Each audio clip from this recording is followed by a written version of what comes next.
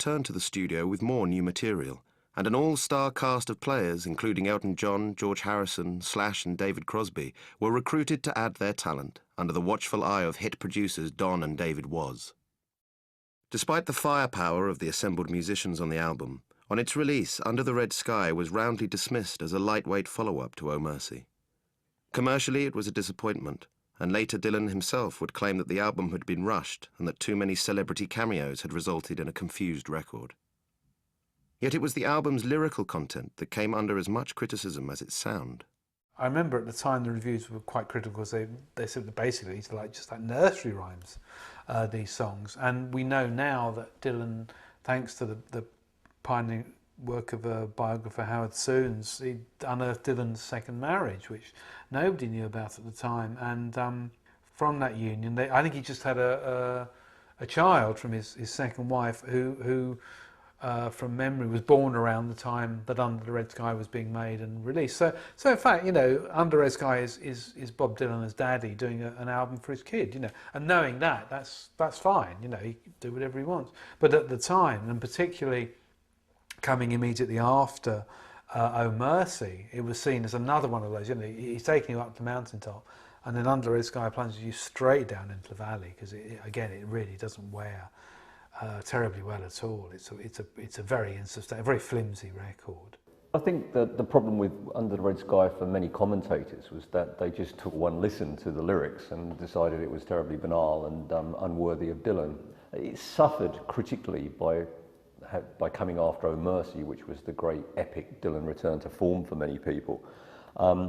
But Under the Red Sky, certainly, I enjoyed it immensely, and I thought it was quite a strong record and much underappreciated except for a number of Dylan aficionados like myself, who, you know, still claim it's a decent record.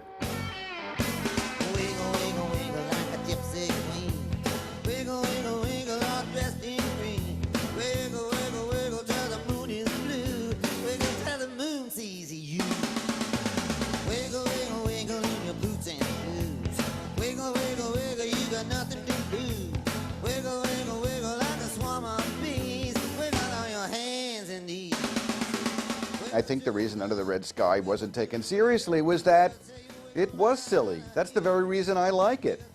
The Dylan myth does not conform to silliness, that doesn't tolerate the prophet being silly. To me, the record has a lightness about it, and the songwriting, I don't think there's a song I don't like on that record. Nobody else likes that record. I don't know, except outside of my immediate family, all of whom agree with me.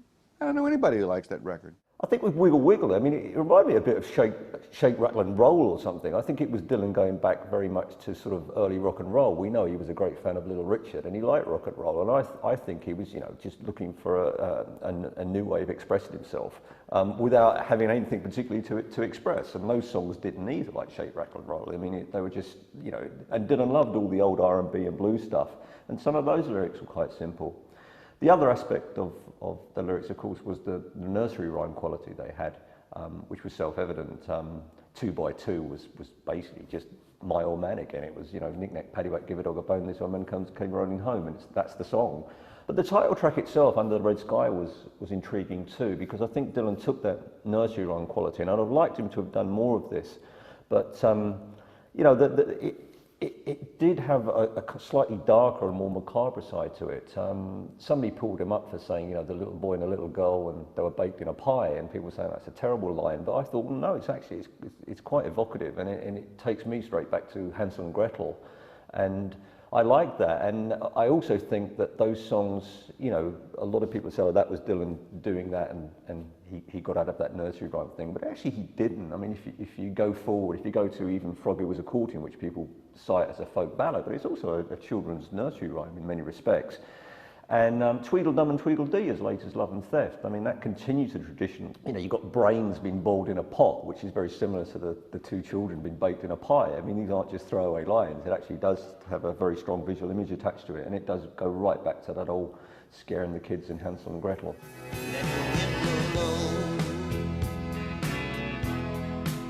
Let the wind blow high. One One day the little boy and a little girl were both baked in a pie. I think there are also problems with people's sense of the production. It didn't have the epic scope of a Daniel Lanois. Don was coming in as a very commercial producer, it seemed, and that was enough to put people off. And also the fact that it had this grand array of superstars that he brought in. I mean, you know, you had Slash on there, Slash on a Bob Dylan record, for goodness sake. You had, you know, David Crosby, Bruce Hornsby, etc., etc. But I thought the modern production worked, and the reason I felt overall it did work was that they had the sense also to bring in David Lindley, who played slide guitar. Apart from one track, I think George Harrison played slide guitar in it, but Lindley was ever present throughout that album.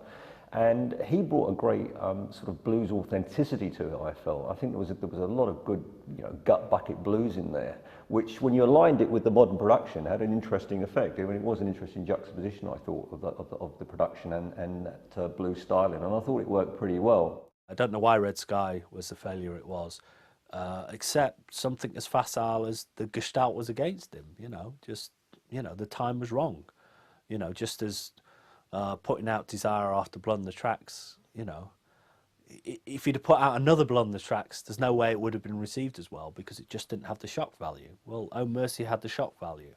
Under Red Sky, if it had been as good as Oh Mercy, which I think it is, that's somehow disappointing. That doesn't give them a story. And I think Dylan kind of started to question, why do I do this? What is the point?